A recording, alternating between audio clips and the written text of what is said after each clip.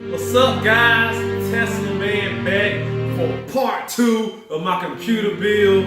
Get ready. I'm sorry it took so long. I still don't have all the parts. It's a long story, but I just want to go ahead and jump back into this. I'm gonna have the parts soon. So guys, get ready and we're gonna finish this computer build up. But right now, I'm just gonna show you what I did on this part 2. I just went ahead and connected all the front panel connections to the motherboard. So come around and check it out. I'll show you what I did. All right, so I went ahead and just terminated all the connections on the motherboard. I had to connect my USB 3.0 right here. All right, my audio cables right here for the front panel.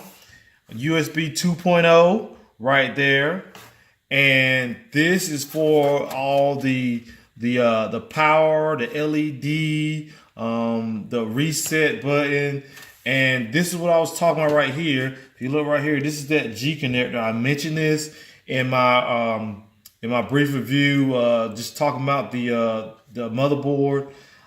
This is that G connector. You can connect all those LED and all those other ports straight into there, so you don't have to just individually connect them into this slot. So that's the G connector right there. So that's all. That's the only thing I've done so far. And if you saw my last video, part 1.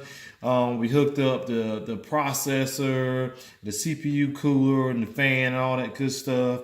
And I'm waiting on my other parts. Still have to get the RAM. Of course, I'm gonna do the M2 SSD drive, so I'm waiting on that.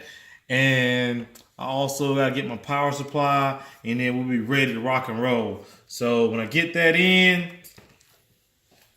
like I said, we're ready to rock and roll. Hope you guys enjoyed this short video.